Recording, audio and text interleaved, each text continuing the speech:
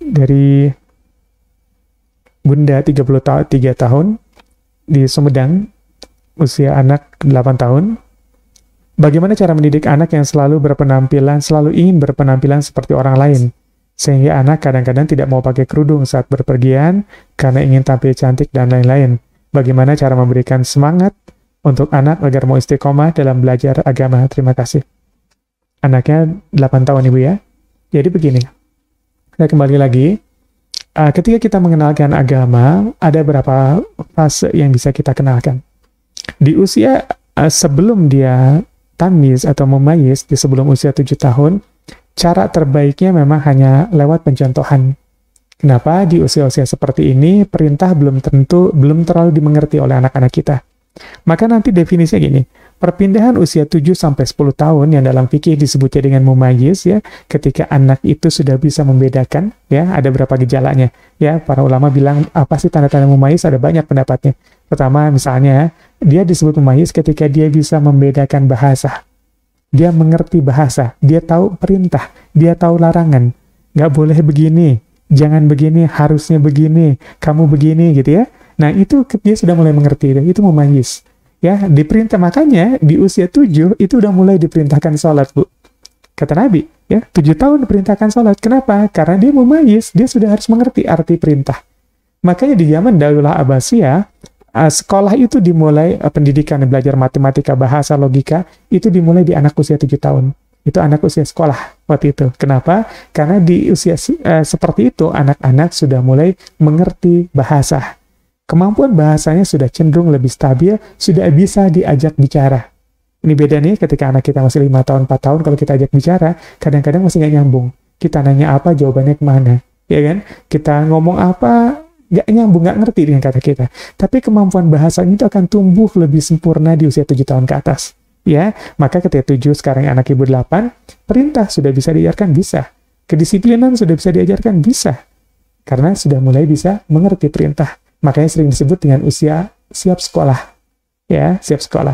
Lalu gejala lainnya misalnya adalah dia bisa membedakan kanan dan kiri. Ya, artinya apa? Dia sudah bisa membedakan sisi lokasi atau apa ya, kecerdasan, apa sih namanya, tempat ya. Jadi kita bicara tentang mana kanan, mana kiri, dia tahu posisi, dia tahu lokasi. Nah, anak-anak usia 7 tahun ke atas sudah mulai mengenal itu. Yang ketiga bisa juga ditandakan dengan kemampuan dia untuk makan sendiri. Keempat, bisa lihat dengan kemampuan dia untuk berpakaian sendiri. Yang kelima, cebok sendiri, toharoh sendiri. Ya, buang air kecil, buang air besar, dia bisa bersihkan sendiri, maka itu usia yang sudah dianggap matang akalnya, sudah siap untuk belajar. Ya, jadi kalau ada pertanyaan tuh sering ke saya, patokan anak siap sekolah tuh apa sih ya? Ya, kalau dari sisi mumayyiz ya kayak gitu aja. Wah, udah bisa cebok nih, udah bisa makan, udah bisa pakai pakaian sendiri, kanan kiri tahu itu ya, udah siap tuh untuk sekolah insya Allah. Ya, udah bisa insya Allah untuk sekolah. Ya, dimasukkan sekolah udah siap. Lalu seandainya itu sudah dimiliki sebelum 7 tahun, tanda-tanda tamyiz tadi, tanda-tanda mumayyiz tadi sudah ada di usia yang belum 7 tahun, apa yang harus dilakukan orang tua? Maka sunnah hukumnya untuk kemudian mengajak pada kebaikan. Ngajakin salat, ngajakin nutup aurat, itu hukumnya sunnah. Tapi kalau ternyata di usia 7 tahun itu baru muncul, maka wajib. Jadi ibu wajib, Bu. Sama dengan salat, menutup aurat adalah kewajiban buat seorang muslimah, maka di usia 7 tahun sudah mulai bisa diperintahkan. Tapi dia nggak mau. Mungkin memang memang belum cukup banyak pengertian yang kita bangun di usia sebelumnya. Ya, karena di usia sebelum 7 tahun yang bisa dibangun itu sebenarnya adalah contoh keteladanan. Yang paling kuat tuh, kalau kita sholat terus, anaknya lihat sholat terus, dia akan belajar tentang sholat. Dia akan penasaran tentang sholat. Kalau lihat ibunya tutup aurat, tetangganya tutup aurat, teman-teman ibunya tutup aurat, neneknya tutup aurat, bibinya tutup aurat, maka dia belajar tentang tutup aurat. Maka ini lebih mudah ketika dia nanti 7 tahun. Tapi kalau kita ternyata, di usia sebelum 7 tahun, dia sekolah juga, bukan di sekolah yang orang guru-gurunya menutup aurat, dia tumbuh di lingkungan yang tidak semuanya menutup aurat, teman mainnya tidak menutup aurat, ibu dari teman-temannya tidak menutup aurat, bibinya tidak menutup aurat, neneknya tidak menutup aurat atau belum menutup aurat, maka memang ada bab-bab yang harus dilengkapi dulu dari bab sebelumnya. Ya, dalam usia 2 sampai 7 tahun memang yang banyak digunakan nanti mata. Setelah 0 sampai 2 tahun dia banyak telinga, 2 sampai 7 tahun yang dilihat adalah lihat. Dia hanya lihat ya. Apa yang dilakukan orang tuanya itu kebaikan. Yang banyak dilakukan orang-orang tua di sekitarnya itu kebaikan. Kalau orang tua di sekitarnya tidak menggunakannya, maka dianggap itu juga bukan kebaikan. Ya, keteladanan itu jadi faktor penting di usia 2 sampai 7 tahun.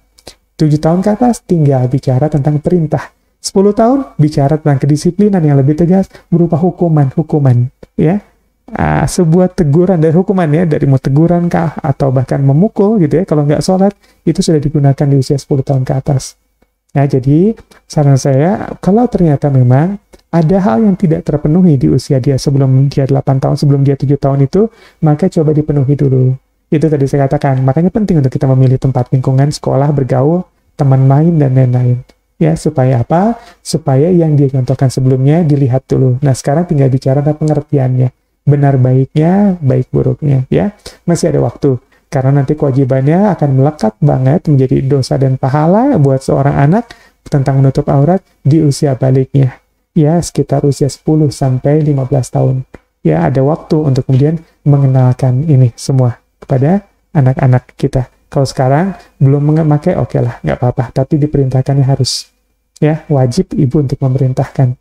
Ya, kalau nanti 10 tahun memberi hukuman bahkan, ya, bahkan dalam pengasuhan kita ada juga bab tentang memberi iqab atau hukuman atas kekeliruan anak-anak kita. Itu dia. Saya lanjutkan.